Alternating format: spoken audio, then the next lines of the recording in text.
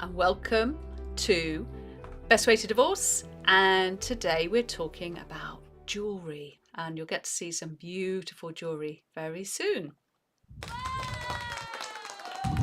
So, hello, Charlotte, and welcome to the Hello. show. Thank you very So, much for having me. and yeah, I can't wait to show some people some of your lovely images. What would you say, just to start with, is the reason you got into jewellery in the first place?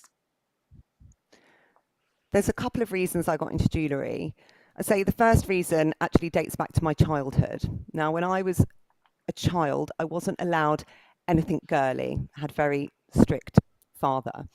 And I then became obsessed with everything girly. So makeup, accessories, but especially jewellery. So jewellery was my thing that I was very obsessed with as a child. And that obviously carried forward into adulthood. And then when I got engaged, I went to a bespoke jeweler to have my engagement ring made and found that the process was so hideously flawed. There was no transparency at all as to what the final piece was going to look like. And I actually ended up being very disappointed with my engagement ring. So that kind of spurred me on thinking that there had to be a better way of doing things. And I made it my mission to find that way. And that's why I do what I do.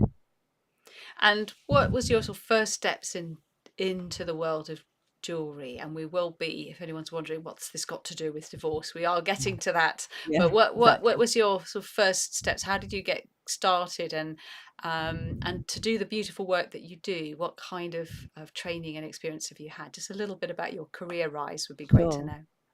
So I started off doing GIA courses. The GIA is the governing body when it comes to determining the grade of diamonds. So I got my GIA qualifications, and then I went on to the Goldsmith Centre to mentor with a jewellery designer and learn about jewellery design.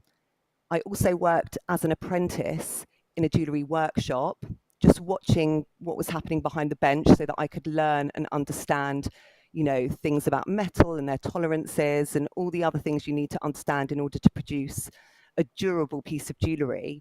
And as well as that, I did 2 courses in CAD, which is 3D design, which is actually how I design my jewellery. I design it in CAD, and then I 3D print a model. This is an example of a model. I don't know. Oh, it's gone the wrong way. There you Um, so people can actually try on their jewellery to make sure they like it hmm before having it made. Oh, that's brilliant. Yeah. And what led you to, what was your first time that you realized that how important jewelry can play to not just someone who's getting married, but also to someone who's getting divorced? Well, I mean, when I went through the process myself of my engagement ring, obviously I realised the importance then of getting it right. But then when I was training, I actually asked family members if I could use them as guinea pigs, so to speak, and remodel pieces of their jewellery. And one of my family members had actually gone through a divorce themselves, and I was remodeling their wedding and engagement ring. And they shared with me how the process and how, being able to transform the jewellery meant so much to them, because they so wanted to wear and enjoy it, but every time they looked at it, they had this stark reminder of this past relationship that had ended quite badly, but they were torn. They didn't want the reminder, but they also wanted to be able to enjoy it. So being able to remodel it and wear it was, quite I would say it was like a metamorphosis for them in terms of, being symbolic of the change in them and being able to sort of change the jewellery accordingly. And of course, it not just transforming your own jewelry, but potentially that jewelry for your children. Have you done that kind of work as well, where it's going to be changed from one thing to another, but staying within the family? Yes, I've done a lot of that. Um, Perfect example is actually that recently I worked with a pair of cousins.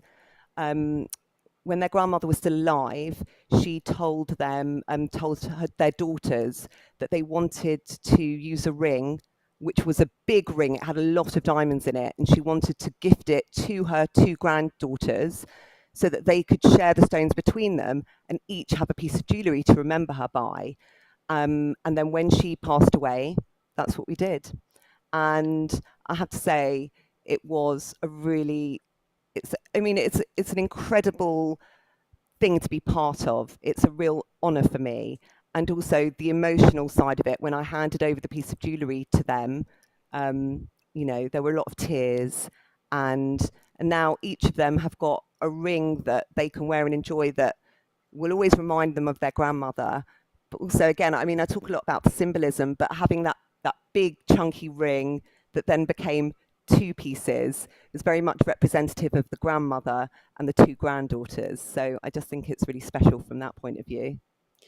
When you and with talking about the value of, talking about diamonds and precious stones, what are your feelings about the fact that sometimes people, put the wedding ring or the engagement ring, which is usually the often the most has huge value, um, Yes, in the sort of center of the financial battle. It can sometimes be on the table, which I personally don't understand, because it was a gift, but things yeah. within the marriage, what's yours is mine, what's mine is yours, unless you've said otherwise on the through a post or prenup. So it can get mixed up in all of that. What are Mm. your feelings about that? Because I think it's can be a particularly crushing emotional aspect when that happens.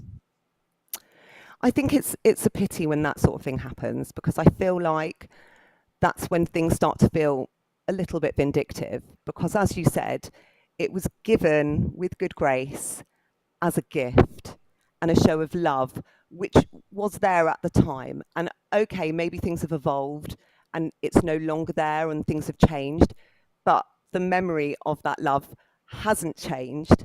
And I just feel that it's really unnecessary to start pulling out those weapons, so to speak. That's just my personal opinion. But I would say if it's a family heirloom, I do think it's a different kettle of fish, because then you've got like the historical attachment that the family will have to that. And then I do understand that it is different. Is it? Yes, I agree. Unfortunately, the family law system might have other Yeah. ideas. Are you able to move your microphone just a tiny bit away, because it's a little bit blowy, and that would be great. Thank you. And I'm just going to show um, some of the images here, and it would be lovely if you could talk us through some of Yeah. these beautiful pieces of art you've created here. Well, actually, interestingly, I'm just trying to remember that there's at least three of those are actually remodels. The one in the top left-hand corner is a remodel of an engagement and wedding ring. She had a wedding and engagement ring that she didn't love. And when her grandmother passed away, she left her this unbelievable brooch full of diamonds. So she decided to incorporate the diamonds with her original diamond, and we made these sort of quite spectacular pair of engagement and wedding rings. The one below that, the eternity ring, was also an heirloom piece left from a grandmother. And the earrings in the bottom right, the hexagonal earrings, were stones that she had received for her 21st birthday, and they were plain studs.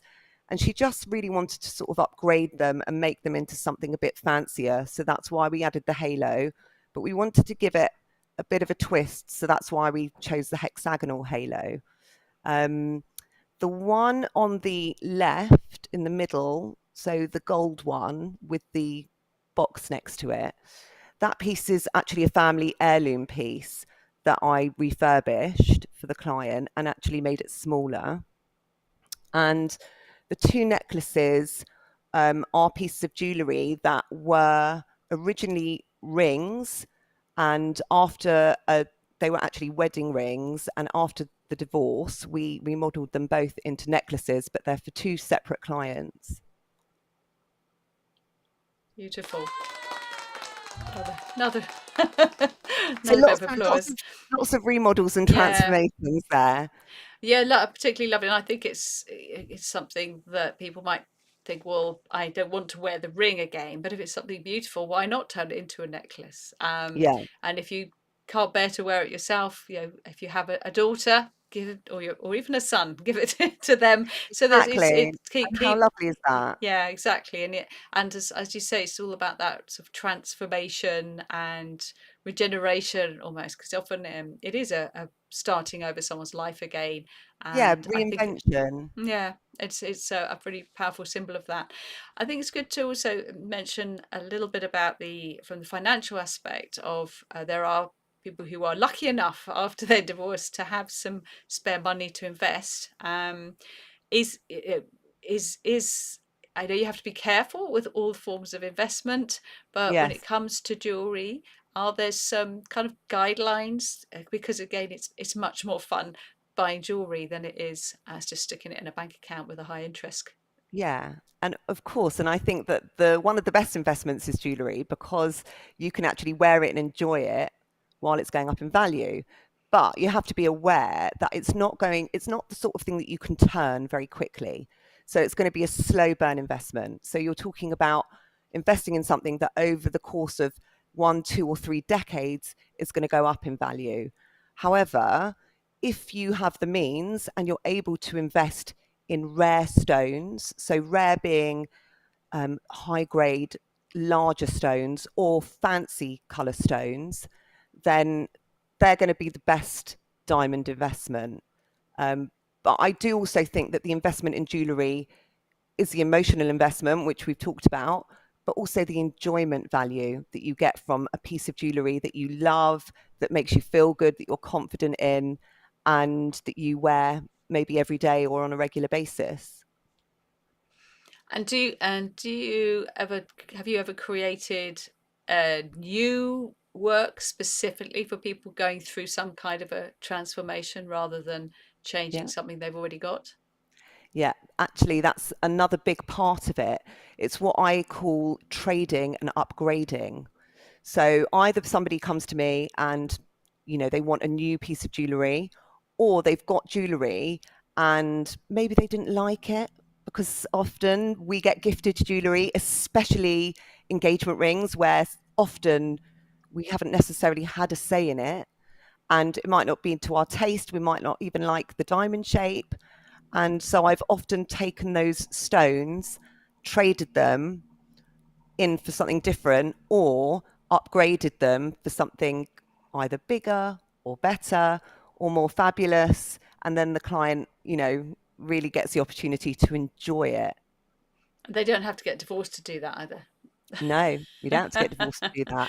But obviously, I mean, listen, a really big part of what I do is making brand new pieces, sourcing the diamonds or precious gems, um, and taking clients through the bespoke design process, which is an awful lot of fun, I have to say. Picking diamonds and designing your dream piece of jewelry is fun, and it should be fun. And it's not just the jewelry at the end of it, it's the experience, the build up, the anticipation, being able to see the piece come to life with the 3D image and then the 3D printing.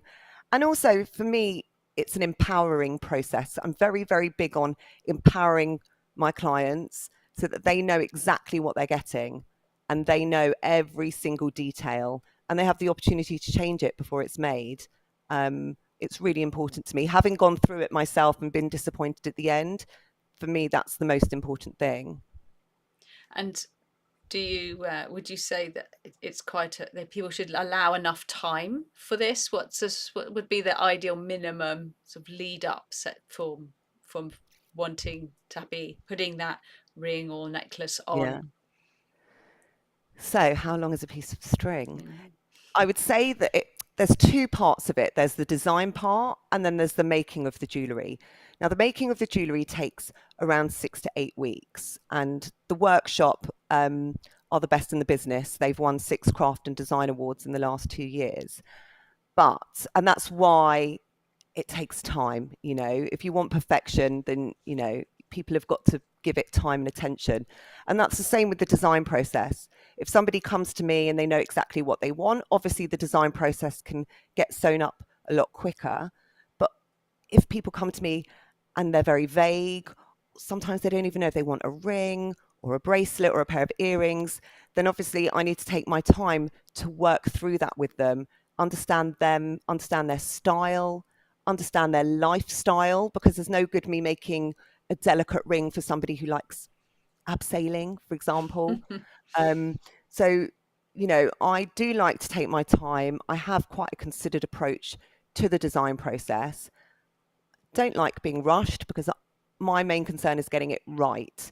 Now, obviously, there are times when people might need a piece of jewellery sooner rather than later, which I will accommodate, but my preference is to work in a timely fashion with people. Just want to go out and have another look. So so beautiful to look at. Thank How you. while we're looking at this again, what about Mm. men? Do you get many clients who are men? Yes, I do. I do. Especially I get a lot of gay couples coming to me. Um, there's also a new thing which I think it sort of came around last year, which was where gay men were gifting each other engagement rings and Yeah. wedding rings. So I've done some of them, and also done sort of just general men's jewellery, such as bangles and necklaces and things like that. Predominantly, I do women's jewellery, but I do work with men as well. Cool. And anything else before we go? That thank you so much for sharing all of this with us. No, not that I can think of, other than, if you are thinking about investing in a piece of jewellery or working with a designer on a piece of jewellery, I would say the main element is to make sure that you have complete trust in them. I think the trust factor is really, really important, and to make sure that you understand what their process is and that it's going to work for you. And how do you know if they are the real deal? Is there any Yeah. kind of I don't know, exams, Yeah. qualifications, anything they can look out for? Is it simply just looking at their work and listening to testimonials? Well, that's definitely a big part of it. I would always say that you also want to be dealing with somebody who has GIA qualifications, but also only supplies GIA certified diamonds. That's really important, especially if you want to make sure the diamond you're purchasing is ethical. Mhm. And also if you want to make sure that you know exactly what grade of diamond you're purchasing. I think that's the first thing. The second thing is that when you work with a jeweler, I would always be kind of suspicious of somebody who takes you to the top end of your budget straight away. My, one of my biggest things, because I was oversold my diamond, just so you know, I now know that I didn't need such a high grade diamond, and I could have either got a much bigger diamond or I could have saved my fiance a lot of money. Um, so I would always say that if someone tries to take you to the top end of your budget straight away, maybe they're not working in your interest. I have people that come to me with huge budgets, and I will often say to them, you don't really need to spend that. Let's talk about, the different options. I will show them a high grade diamond and I'll show them a lower grade diamond next to it so that they can decide if they can see the difference. Sometimes you can't see the difference. So what's the point in spending the extra money? So I think those are the two main elements that I would recommend. And with the ethical side, I'm glad you mentioned that. Yeah. Is that the governing body? What does it use? Is it the Yeah. GIA? What does that So, stand for? And how do the gen- they yeah. ensure that it's ethical? Yep. So the GIA stands for the Gemological Institute of America, and they work with a establishment called the Kimberley Process. Kimberley Process was set up by the UN, and they basically are responsible for making sure that every single diamond can be traced back to its source. Just so you know, there's not really such thing as blood or unethical diamonds anymore. They don't really get to the market. According to the Kimberley Process, 98% of diamonds, new diamonds that come onto the market, are ethical. But if you want to be absolutely sure, then if it has a GIA certificate, because they work in conjunction with the Kimberley Process, you can be certain that it has come from a good source. That's good to know that things have improved on that front. Yeah, they have. They really have. Thank you very much, Charlotte, and for sharing Yeah. your beautiful jewellery with us. And Thank you for having me. I'll be sending you some links out for this so you can share it on all the different platforms. Brilliant. Thank you so much. Take care, Charlotte. Bye.